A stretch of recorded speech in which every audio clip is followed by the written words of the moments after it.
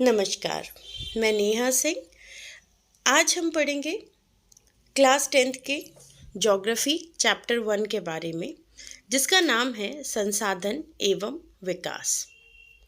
इस चैप्टर में हम विभिन्न प्रकार के रिसोर्सेज या संसाधनों के बारे में पढ़ेंगे, उनका वर्गीकरण भी जानेंगे और वो लगभग हमारे देश के किन हिस्सों में ज़्यादा पाए जाते हैं इनके बारे में भी चर्चा करेंगे। लेकिन इससे पहले हम समझते हैं कि संसाधन कहाँ किसे जाता है। संसाधन वो वस्तु है जो पर्यावरण में उपलब्ध है, लेकिन हम उसे यूज़ करते हैं अपनी आवश्यकताओं की पूर्ति करने के लिए, उसे यूज़फुल बनाने के लिए, उपयोगी बनाने के लिए हम विभिन्न प्रकार की टेक्निक्स या मेथड का यूज़ करते हैं। ये संसाधन आर्थिक रूप से संभाव्य और सांस्कृतिक रूप से मान्य भी होने चाहिए। मतलब आर्थिक रूप से ये इतने इकोनॉमी होने चाहिए कि हर व्यक्ति या हर कंट्री इसे अपने लोगों के लिए, अपने नागरिकों के लिए उत्पन्न कर सके, और संस्कृति या सांस्कृतिक रूप से मान्य मतलब इसके यूज़ से, इसके उपयोग से किसी संस्कृति का हनन ना हो रहा हो। इसी प्रकार हम कह सकते हैं कि हमारे पर्यावरण में जो वस्तुएं उपलब्ध हैं उनके रूपांतरण की प्रक्रिया, जो कि प्राकृतिक, प्रौद्योगिक और संस्थाओं के पारस्परिक क्रियात्मक से निहित है, उन्हें हम संसाधन कहते हैं। चलिए बात करते हैं एक फ्लो चार्ट के माध्यम से।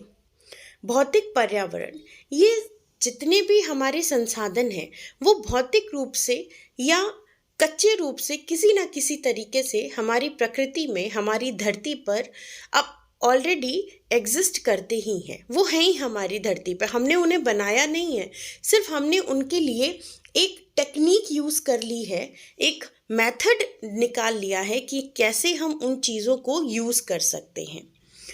अब हम उनके लिए संस्थाएं भी बनाते हैं जिनमें हम विभिन्न प्रकार के रिसर्च कर सकें, अनुसंधान कर सकें, जिससे हमें ये पता चले कि उन संसाधनों को हम कम से कम यूज़ करके कैसे अपनी पूर्तियों को ज़्यादा से ज़्यादा पूर्ति अपने मनभाविक चीज़ों की कर सकते हैं। और इन सारी चीज़ों को करने वाला कौन है? वो है मानव। इनका केंद्र बिंदु कौन है? मानव है। तो भौतिक पर्यावरण वो प्रकृति में होना चाहिए, उसकी टेक्निक हमें ढूंढनी है और फिर उनकी संस्थाओं के थ्रू हम उन्हें और ज़्यादा एक्सट्रैक्ट करने और ज़्यादा निकालने या फिर कम संसाधन में ज़्यादा उपयोग बढ़ाने के लिए हम क्या कर सकते हैं, और इसीलिए इन सब का केंद्र बिंदु मानव को माना जाता है।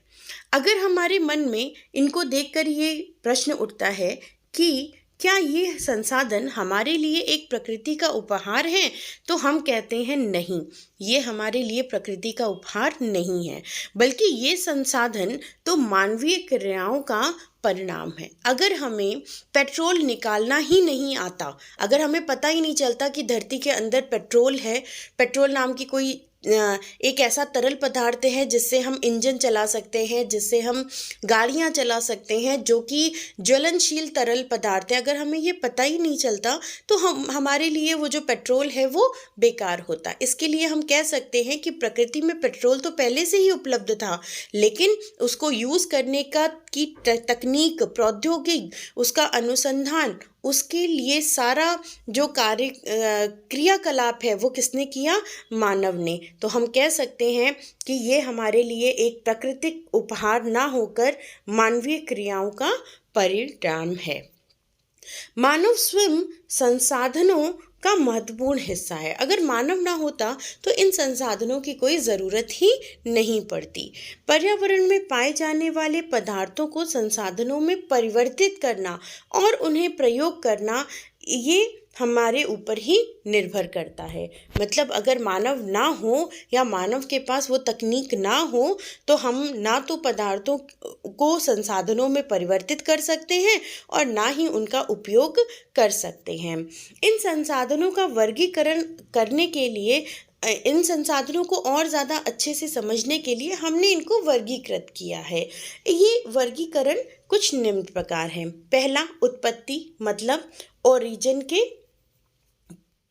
बिहाफ पर, ओरिजिन कैसे वो पदार्थ उत्पन्न हुआ है, या तो वो जीवित अवस्था में हुआ है या फिर वो जो नॉन लिविंग है ना, अजैविक तरीका है वैसे हुआ है। तो हम इसीलिए इन्हें उत्पत्ति के आधार पर दो भागों में वर्गीकृत करते हैं। पहला जैव और दूसरा अजैव, मतलब अजीवित। दूसरा हम बात करेंगे समाप्यता, उनके समाप्त होने की क्या लिमिट है, क्या वो जल्दी ख़त्म हो जाएंगे या क्या हम उनको जब यूज़ करते रहेंगे तो वो ख़त्म होने की कगार पर आ जाएंगे, या फिर हम उनको यूज़ करते रहें और वो ख़त्म नहीं होंगे। जैसे नवीकरण योग्य, रिन्यूएबल रिसोर्सेज, मतलब ऐसे संसाधन जिनको हम चाहे जितना यूज़ करें उनको हम ख़त्म नहीं कर सकते, जैसे विंड या हवा, सोलर या सूर्य की ऊर्जा, और अनवीनीकरण मतलब नॉन रिन्यूएबल, ये ऐसे पदार्थ या संसाधन हैं जिनको हम नए जैसा कर तो सकते हैं लेकिन उनको करने के लिए बहुत लंबा समय लगता है, इसीलिए हमने इन्हें नॉन रिन्यूएबल कैटेगरी में रखा है। जैसे पेट्रोल, कोयला, डीजल, कैरोसिन और भी विभिन्न प्रकार के संसाधन। अगली हम बात करते हैं स्वामित्व के आधार पर, मतलब उस संसाधन पर किसका स्वामित्व है, किसका ऑनरशिप है। पहला व्यक्तिगत, मतलब पर्सनल, सामुदायिक, कम्युनिटी, राष्ट्रीय, नेशनल, अंतर्राष्ट्रीय, इंटरनेशनल। तो स्वामित्व के आधार पर भी हम उन्हें वर्गीकृत कर सकते हैं। दूसरा हम बात करते हैं विकास के स्तर पर, हम उन्हें किस तरीके से कितने विकसित हो चुके हैं, हमारे पास उनके विकास से संबंधित कितनी टेक्निक या मेथड्स आ चुके हैं उनके बिहाफ पर। संभावी मतलब पोटेंशियल, विकसित मतलब डेवलप्ड, भंडार स्टॉक, और संचित हमारे पास रिजर्व है। फिर से बात करते हैं, संभावी पोटेंशियल, विकसित डेवलप्ड, भंडार स्टॉक और संचित स्टॉक या फिर रिजर्व्ड। इन पैराग्राफ या फ्लो चार्ट के थ्रू भी हम समझने की कोशिश करते हैं कि कैसे संसाधन हमारे लिए उपयोगफुल हैं या फिर उपयोगी हैं या फिर यूज़फुल हैं। संसाधनों को बेसिकली हम दो भागों में डिवाइड करते हैं। पहला है प्राकृतिक, दूसरा है मानवीय।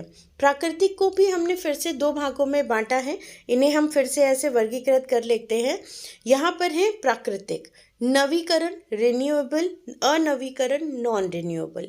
नवीकरण को हमने दो भागों में बांटा है, सतत या फिर चलने वाला, प्रवाहशील, पवन या जल, और जैव, जिनको हम प्राकृतिक वनस्पति या वन्य जीव, दो ही लोग जिंदा हैं, या तो लिविंग बींग्स, हम ह्यूमन बींग्स हैं, एनिमल्स हैं, या फिर प्लांट्स हैं। दूसरा आता है अनवीकरण में पुनः चक्रीय, जैसे धातु जो वापस बनती है या पुनः चक्रीय वापस रिन्यू की जा सकती है, और अचक्रीय यानी कि जीवाश्म, जैसे फ्यूल, ईंधन, जिन्हें जल्दी या दोबारा बनाया नहीं जा सकता, और अगर बनाया भी जा सकता है या बन भी सकता है तो वो बहुत ज़्यादा करोड़ों साल या सैकड़ों सालों का समय लेगा। बात करते हैं मानवीय संरचनाएं एवं संस्थाएं। मानवीय संसाधनों को यूज़ करने के लिए सबसे पहले संरचनाएं बनाता है कि कैसे हमें उसे उपयोग करना है, और उनके लिए वो संस्थाएं बनाता है। फिर उनकी मात्रा और गुणवत्ता की भी जानकारी रखता है कि वो पूरे पृथ्वी पर कहाँ और किस गुणवत्ता में हमें मिलती हैं, जिससे हम उसका यूज़ उसी अकॉर्डिंग कर सकते हैं। तो आई होप आपको ये चैप्टर का फर्स्ट पेज या फर्स्ट पैराग्राफ समझ में आ गया होगा। इसी आशा के साथ ये वीडियो यहीं पे समाप्त करते हैं। मिलते हैं अगले वीडियो में अगले टॉपिक के साथ, संसाधनों का विकास। नमस्कार।